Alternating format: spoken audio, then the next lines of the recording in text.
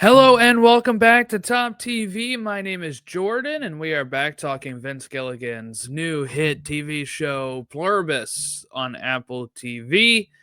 We're talking episode 3, Grenade, which was directed by Gordon Smith and written by Gordon Smith, and it premiered November 14th, 2025 on Apple TV.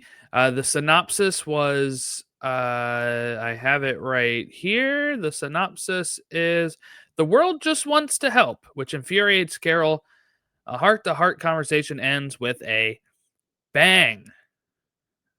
So, this episode will probably be a little shorter because this episode was a little shorter and more of a um uh more of a episode that focused on Carol learning a little bit more about the hive mind and really pushing their limits.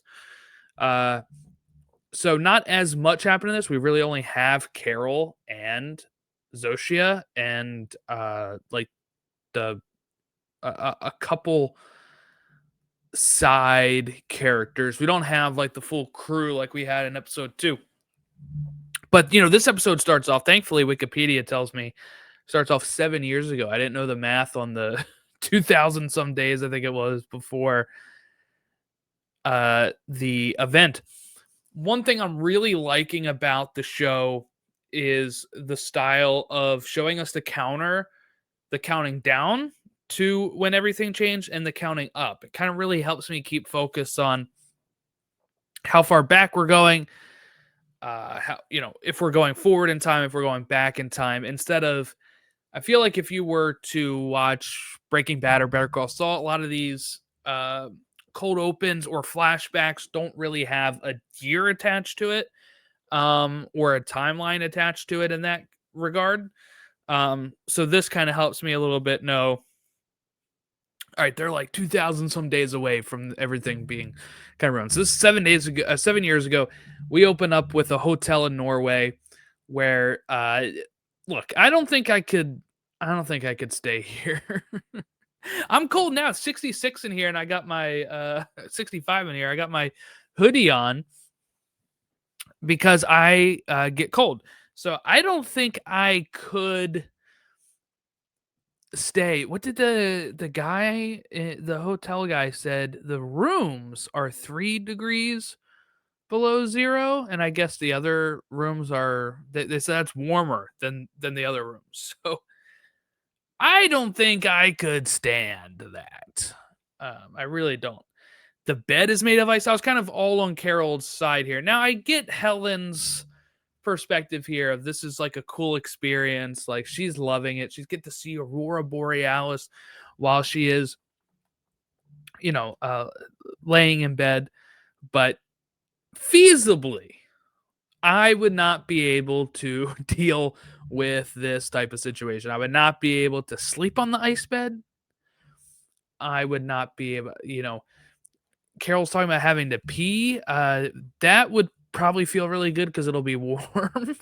But I don't know. I was kind of even wondering how they were able to drink anything without it freezing. But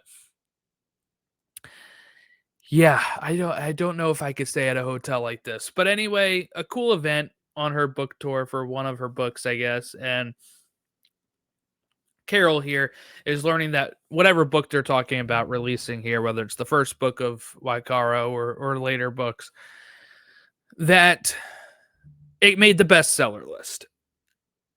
That's not enough for Carol. She wants to know where it landed on the bestseller list, and Helen says top 20. Still not good enough. She wants to know if she's closer to 11 or closer to 20.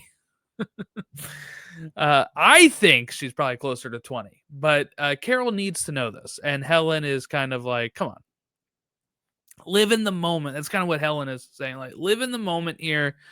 Let's enjoy this time together underneath this great experience, seeing the Northern Lights while we're laying in bed, this great window, this cool hotel event. And Carol is still focusing on other things, which now I believe she probably regrets if she had to think back to it. Okay, so then we cut to Carol is very relatable here.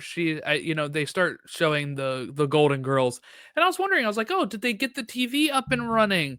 Did they get reruns going? But she pulls what I would say is one of my moves. She has the DVDs. So bless physical media. She's watching Golden Girls, having her own marathon on DVD. This is going to sound very old school back in my day.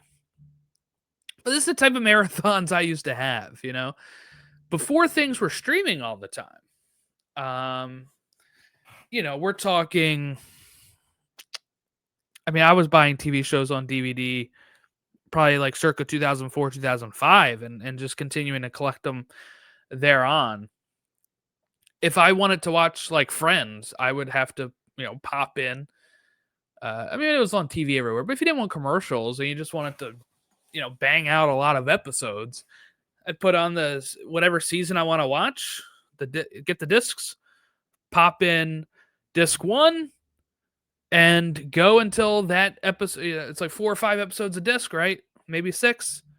And then each one's 20 minutes, so you're looking at 6 times 20, or you're looking at it being 20, 46, like 2 hours, 120 minutes, right? Like 2 hours. And then the next disc. Because then I used to do that all the time, binging stuff. That's how I used to binge. That's how everybody used to binge, right? Before streaming, I used to have to find really good deals on DVDs or Blu-rays, or we would borrow them from the library. If your library had stuff, like our library had really good selection of TV shows on DVD and stuff, and you could just go there and borrow it, start binging. That's how I did Curb Your Enthusiasm before, the streaming app. So off track here, but very relatable to Carol here, just busting out her DVDs. And in fact, that's why physical media is so great. And if we were caught in that situation, I would have a lot of DVDs and Blu-rays to be able to pop on during this event. So I would have the entertainment sorted. But yeah, so she is. Then they call her asking about food. She doesn't really want any. That's in the morning, isn't it? So oh, hold on a second. I'm recording this directly after, so there's no time for notes. But we also do have Carol and Zosia before all of this flying back. That's what I forgot to mention. Flying back to Albuquerque, and she so she did stop the plane. She did get Zosia on. We didn't see exactly what happened there, but she does ask Zosia about the other people that don't speak English that are survived, and Carol tries to contact them.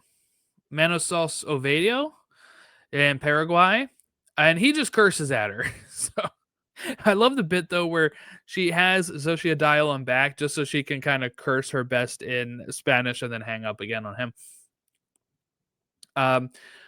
But yes, this is where everything kind of kicked off. When they dropped her off at home, she gives a gift from the mail. She collected all their mail that was in transit, gives it to her. And Carol opens it up. One, she sees this, like bill or something directed to Helen, makes her stop and miss her. Then she opens up the box, and it is like a massage gun type thing that they have. And she tried one out in the airport, apparently, because she calls Zosia and says, "Why did you give, like, who is this from? What do you know about it?" And she says, "Oh, Helen ordered that for you because you had tried it out in the airport. She ordered it online because you said it was too expensive and it was going to be a gift for end of the tour, coming home gift." And she then snaps and demands that the hive forget all the memories they have of Helen. Can they actually do that? I don't know. Seems doubtful. This is when we get the Golden Girls marathon here. Then Carol waking up to breakfast being delivered to her. She she moves on and decides to toss it out. But she does call and say, "Hey, I told you to forget about Helen. How do you know about this breakfast? It's like a specific breakfast from a bed and breakfast from 2012." Um, Zosia says, "Hey, this is actually from like the memory of the chef or the whoever Carol had complimented it after it happened, right? Like it stuck with that person, and that is how it goes." So she says, "You know what?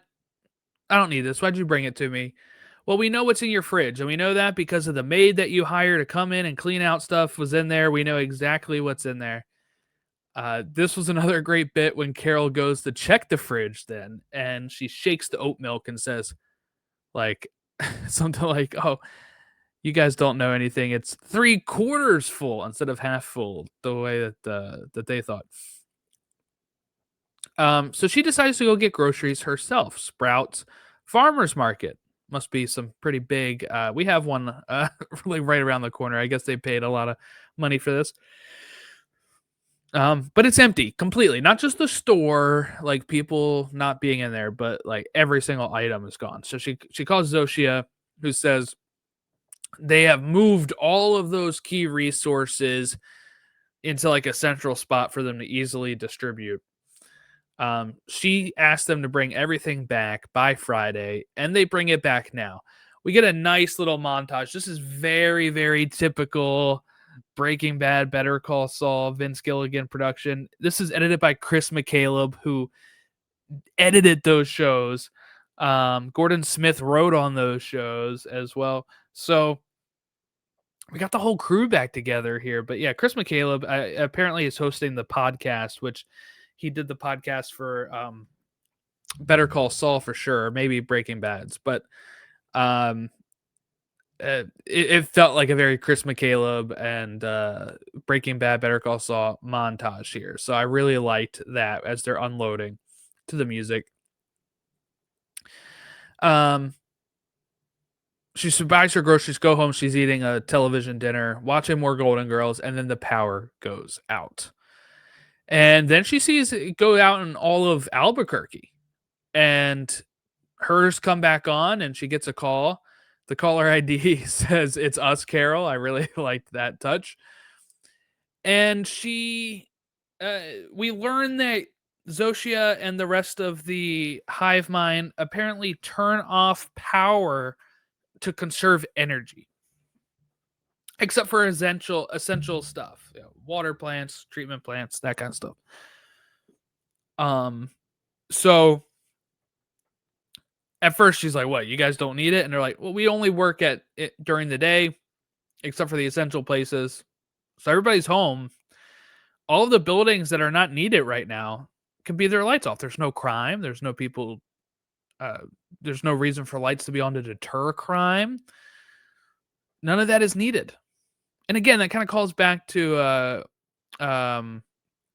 Diabate's thoughts of it in the last episode of, there's no crime, there's no murders, it's peace on earth. And of course there's peace on earth because most of the people are one.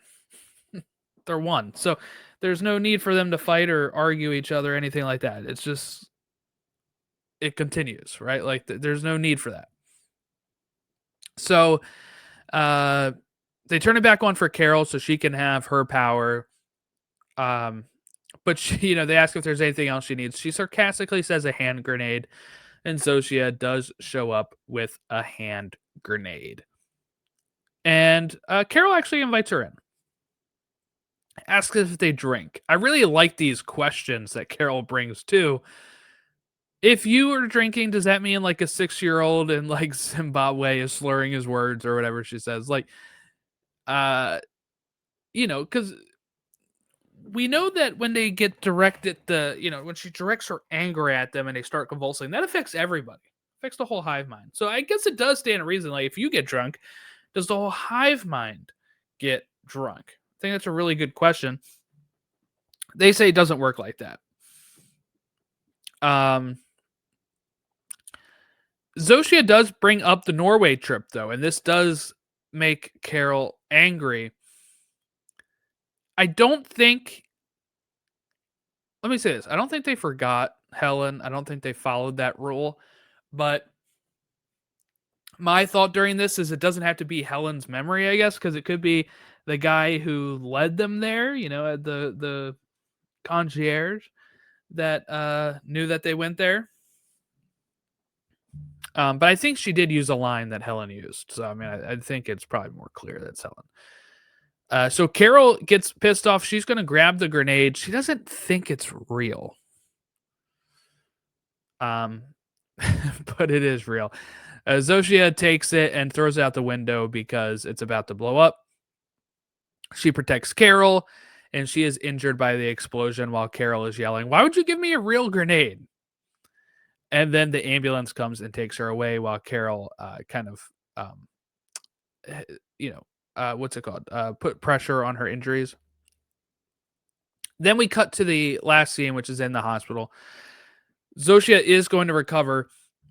The DHL trucker guy is apparently also a doctor, right? Because they all know everything. We saw that because of the TGI Fridays person upsetting Carol as driving, they actually got they got a pilot and a first officer that had tons of experience to fly Carol home.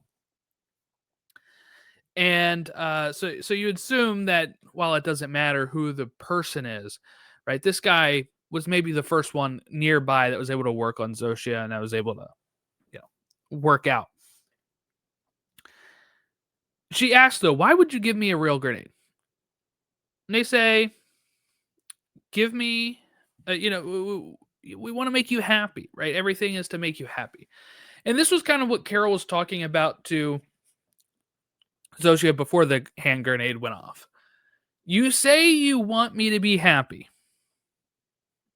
Okay, I want to be left alone. I don't want to become one of you, but you are working on making me one of you. Like they said in the first episode, your life is your own, but it's not, right? Because you want me to assimilate and you're working on it. And she asked him, how much longer do I have left? And they actually don't know. The same kind of answer they gave in, I believe, episode 1 or 2. It could be weeks. I think they said it could be a couple days. It could be weeks or longer. So we actually have no clue. We have no clue how long it would take for them to assimilate her. And that they're working around the clock. So that's probably part of the essential people that Zosia was talking about earlier on. So Carol pushes this guy's buttons a bit and says, if I asked you for a tank, would you give me a tank? Yeah. If I asked for a bazooka, would you give me a bazooka? Yeah. She gets close to a no when she asks for an atom bomb. You can see it. This guy was very good actor. He is smiling, trying to force a smile here when she asked that. And he's like, "Why would you want an atom bomb?" Not a no, not a yes. And she says, blow shit up. And he is hesitant. He's very hesitant. And he's sitting here thinking, we would tell you the pros and cons of having an atom bomb, and then she makes him say, look, yes or no. Yes, we would ultimately give you the atom bomb. There's a great bit though where Carol say, if you say no, this is where you should say no. Like this would be sane to say no.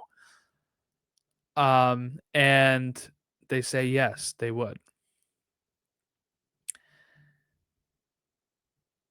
Carol is kind of perplexed by this. And she tells them to leave her alone. And that's, that's most of the episode here. Like I said, it was more of a internal struggle with Carol and then some conversation with Zosia here.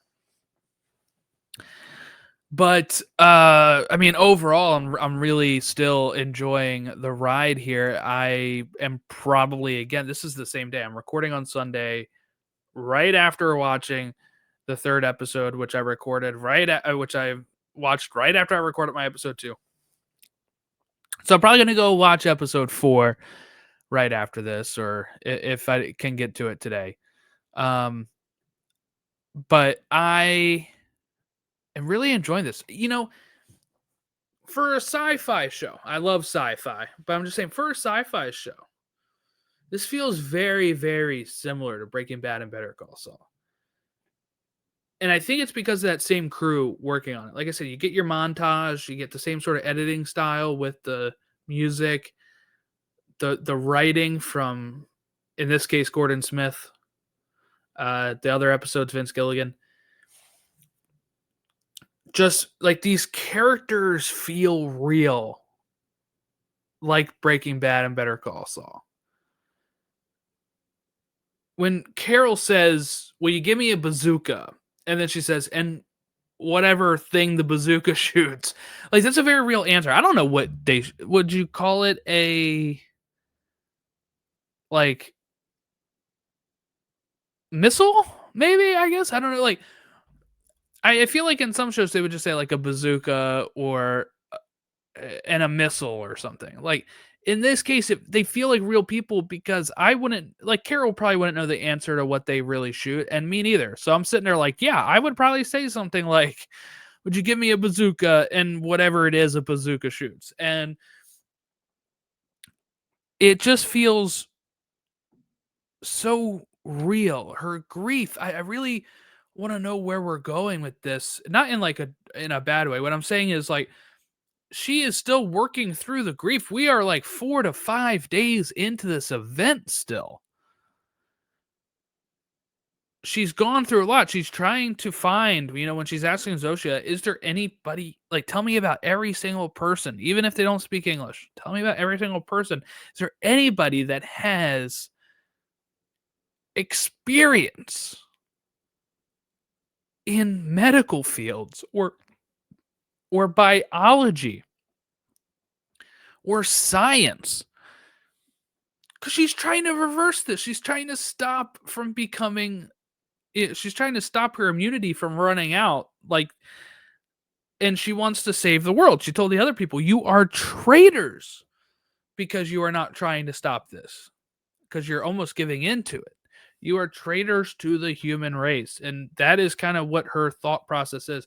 She wants to save the world. The issue is she doesn't have any background to help with that. And, we learn what there's like an 8-year-old who hasn't decided what her career will be. That's not going to help her. I think there's like a Japanese guy who was very like skilled at making something that was totally unrelated to what Carol is asking for.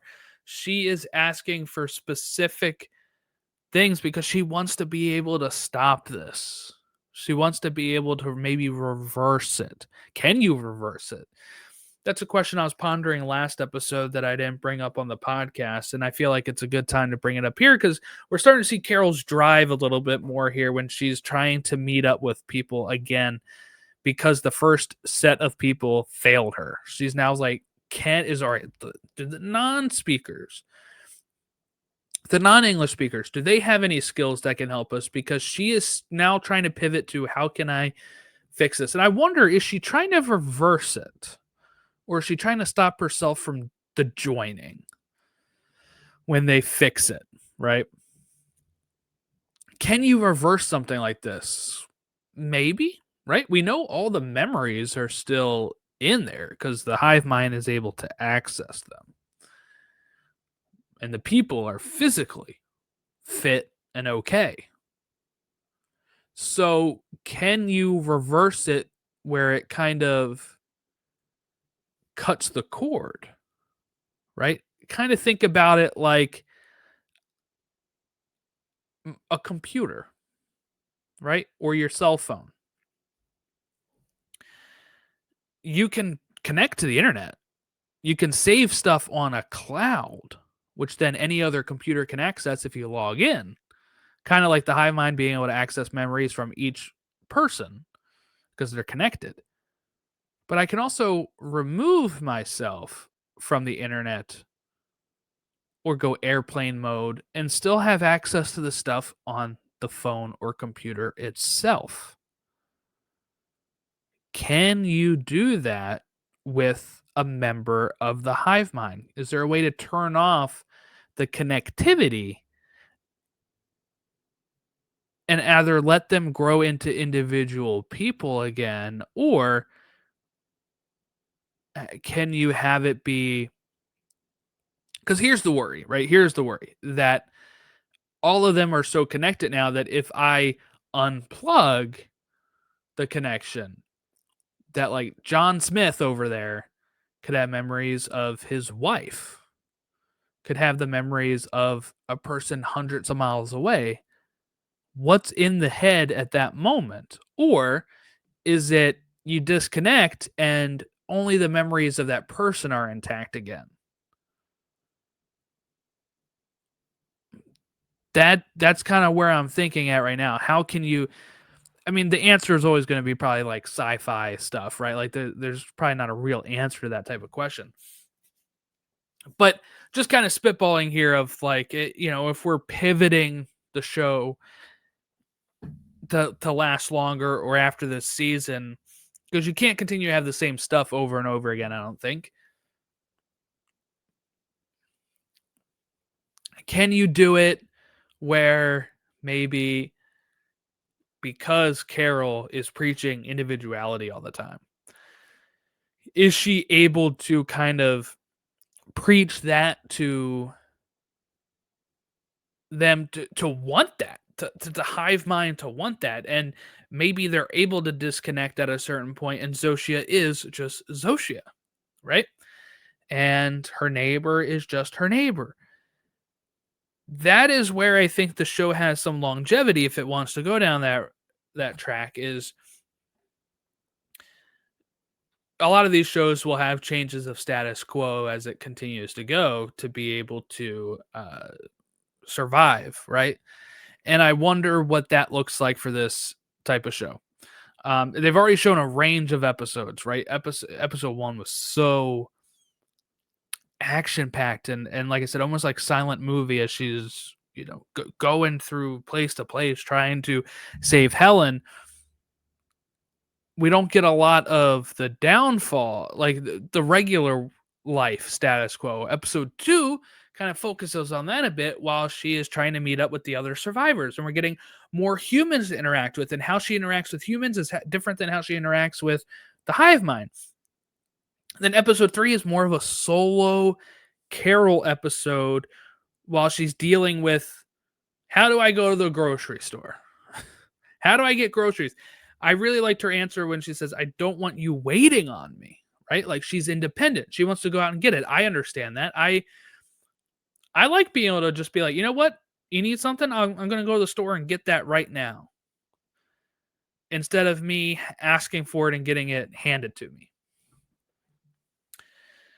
So this episode was more about like Carol's day-to-day life, right? The day-to-day. How do I get groceries? My power is going to stay on.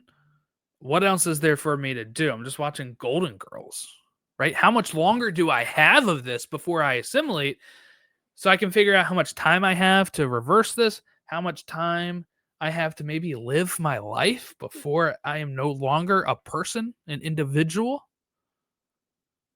Those are very clear questions that she has in her head. And she does now, kind of like the other crew who was asking their partners, like, what is it like to be a member of this? She kind of starts asking more questions to the people that have the answers, which is, how much time do I have? Why do you give me stuff when I ask for it? Because her question with that is very, I think, a very good question, right? If you want me to be happy, so you're giving me this stuff, and you're going to do anything you can to make me happy, giving me an atom bomb, which could theoretically destroy life, which you do not like people to do, but you will do it. You will give me it. Same way as when Diabate said, hey, if I catch a fish, will you cook it? And they say, yeah. They just can't do the one. They can't be the ones killing it. They would reluctantly do it. They'd prefer everybody to be a vegetarian. That's what they kind of said, right? But okay, you're going to give me an atom bomb, which then I can maybe just throw somewhere, blow up people, and then that's actually on your hands as well as mine because you gave it to me. But ultimately, they would relent and they would give it. So why can't you just leave me alone and not assimilate me? Because that is my choice and that would make me happy. And their answer is always, well, it's a biological thing we kind of have to do. And it's like, no, you could actually stop working around the clock right now and just let me be. That would make me happy. So there's, really hypocritical thoughts here from the hive mind to Carol, and Carol's pointing those out, and they don't really have answers for her on that. Okay. That's my thoughts on episode 3. Let's take a look at what episode 4 is going to be here. Let me pull up the Apple. It's called Please Carol. And the description is Carol tests the boundaries of this weirdly honest world at the expense of her ego. Far away, a resolute individual learns he's not alone. Okay, so my thought that might be the Paraguay guy, because that was the person that she figured out was that Zosia said, oh, there was 11 others. Now there's 12 others. This guy kind of stayed away from people. And she tells Carol that he runs a self-storage facility. And this picture here looks like maybe a storage facility. So my thought is he's kind of locked himself away in there with food and whatever he needs right now and is staying away from people. But we might kind of see his point of view or an opening credits, like cold open of this guy, maybe learning he's not alone. I'm thinking when he was answering those phones, he probably thought Carol was one of the hive mind and was just yelling at her, hanging up. So maybe he'll actually learn now that there's more than just him out there that is survived this. So this is an episode that just released 9 days ago that I'm about to watch here. Another 45-minute episode. And then episode 5 just came out during Thanksgiving week here. So so I only have 2 more to catch up on. Hopefully I can kind of catch up on that before Thursday. I don't know when I'm releasing these. I think I'm going to just try to release them when they're done and just kind of put them up, whenever they're ready. But thank you all for watching and listening along at Top TV Pod on all of our socials. Thank you so much. We'll catch you next time when we talk episode 4 of Pluribus. Please, Carol.